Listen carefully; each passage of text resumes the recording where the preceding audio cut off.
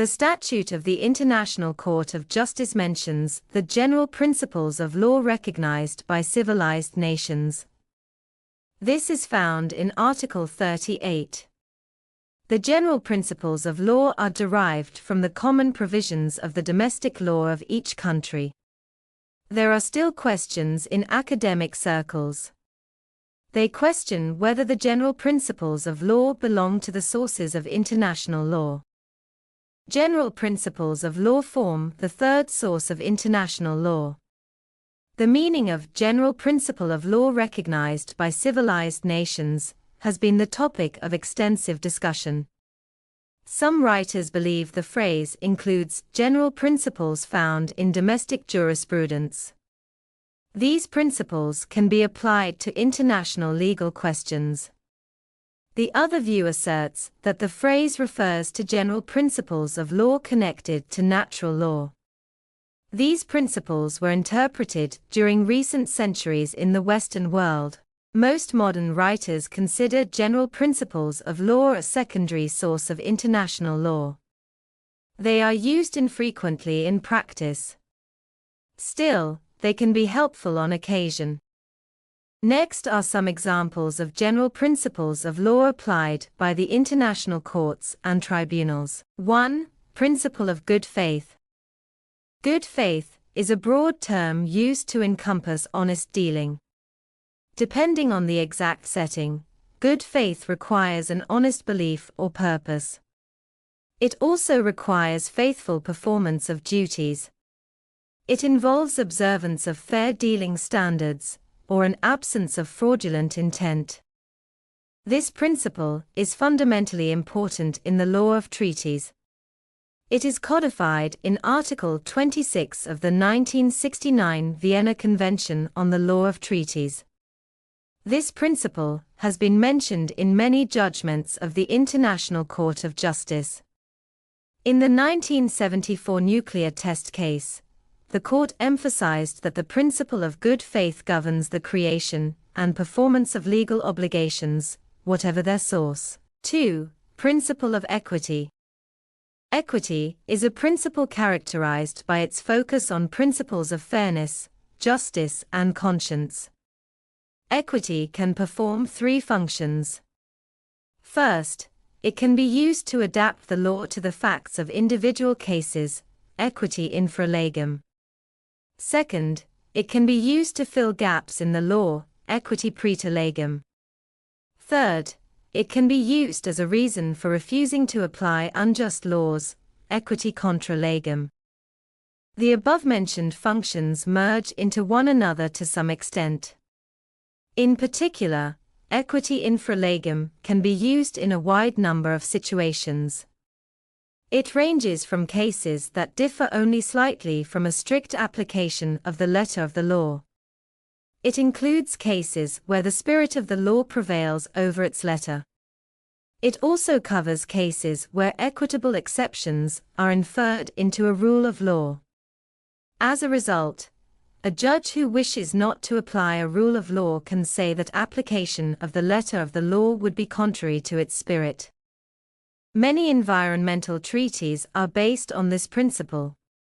For example, the 1997 United Nations Convention on Non-Navigational Uses of International Watercourses is one such treaty.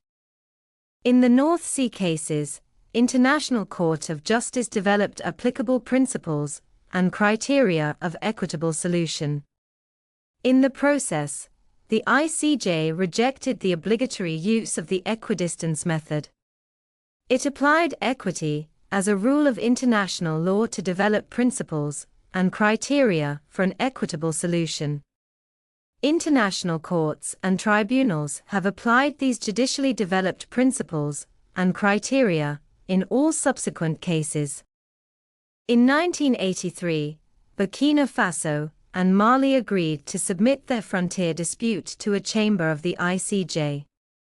Based on submissions by both states, the chamber considered the application of principles of equity. It also examined its relationship to the court's ability to decide a case ex equo et bono outlined under Article 38, 2, of the statute. 3. Principle of res judicata. Res judicata means a matter judged. The res judicata principle states that once there is a final judgment based on merits, another plaintiff cannot relitigate the same matter. This applies for the same cause of action. International judicial reference has also been made to the concept of res judicata. In its 2007 judgment, ICJ emphasized that the principle signifies that the decisions of the court are not only binding on the parties, but are final, in the sense that they cannot be reopened by the parties as regards the issues that have been determined, save by procedures of an exceptional nature, specially laid down for that purpose. 4. Principle of circumstantial evidence. Circumstantial evidence is indirect evidence that does not, on its face, prove a fact in issue but gives rise to a logical inference that the fact exists. Circumstantial evidence requires drawing additional reasonable inferences in order to support the claim. The International Court of Justice in the Corfu Channel case, when referring to circumstantial evidence, pointed out that this indirect evidence is admitted in all systems of law and its use is recognized by international decisions. 5. Obligation to make reparation. In the Hajj factory case, the PCIJ stated that the court observes that it is a principle of international law, and even a general concept of law, that any breach of an engagement involves an obligation to make reparation. 6. The principle of estoppel.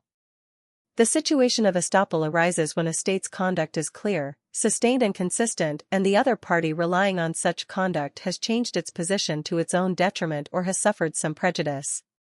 In the case concerning the Temple of Priya Vihar, the ICJ was asked to rule that Cambodia and not Thailand had sovereignty over the Temple of Priya Vihar.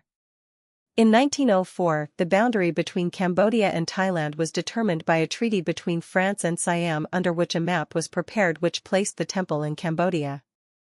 The Siamese received and accepted the map without protest, and in 1930 a Siamese prince actually paid a state visit to the disputed area, where he was officially received by the French authorities. The court with reference to these facts stated that even if there were any doubt as to Siam's acceptance of the map in 1908, and hence of the frontier indicated thereon, the court would consider, in the light of the subsequent course of events, that Thailand is now precluded by her conduct from asserting that she did not accept it. The general principles of law recognized by civilized nations, mentioned in Article 38 of the Statute of the International Court of Justice, constitute the third source of international law. These principles, derived from common provisions of domestic laws, remain a topic of debate in academic circles regarding their status as sources of international law.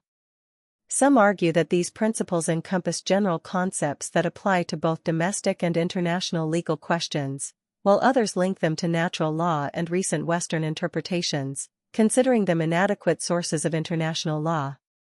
Notably, examples of general principles like good faith, equity, res judicata, circumstantial evidence, obligation to make reparation, and estoppel have been applied in international courts, showing their relevance and impact on international legal outcomes.